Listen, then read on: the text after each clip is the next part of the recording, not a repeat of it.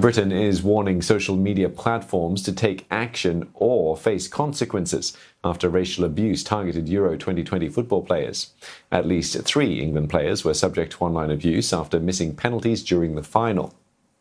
Many used racial slurs to blame them for the defeat.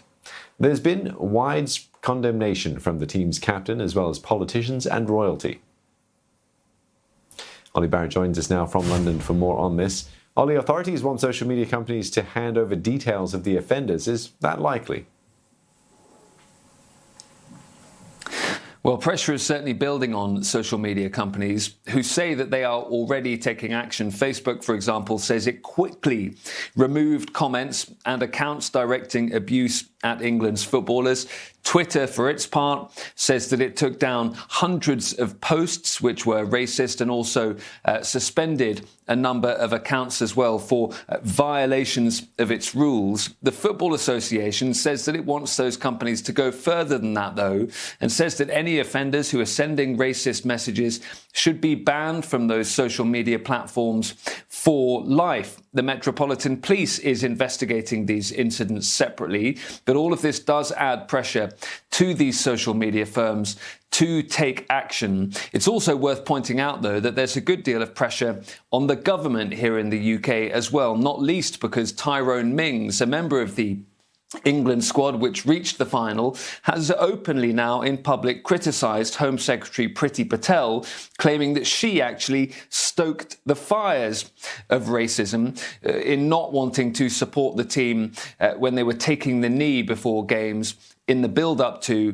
and during this tournament. So it's a deeply controversial issue, uncomfortable for the government, and as I say, those social media platforms coming under increasing pressure now.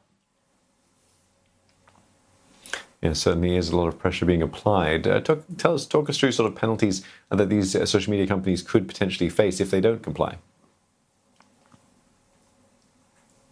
Well, the government here is saying that it actually has legislation in the works which addresses some of these issues, and it is saying to these social media firms, if you don't take tougher action and do so urgently, we will legislate to make sure that you can be fined if indeed these issues aren't sorted out. Fines of many millions of dollars on individual occasions. We're told Boris Johnson hosted his cabinet meeting earlier today and opened that cabinet meeting with condemnation of the abuse that has been directed at some England players. We're told that he said during cabinet today that the abuse is utterly disgraceful and emerged from the dark spaces of the internet. Boris Johnson is meeting with internet companies today to urge them to take urgent action, and his spokesman says social media companies need to up their game.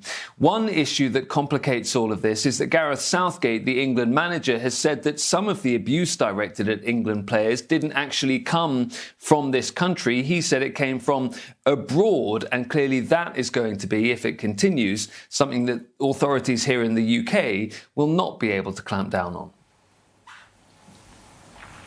Okay, Mia, thanks for getting us up to speed. Ollie Barrett speaking to us from London.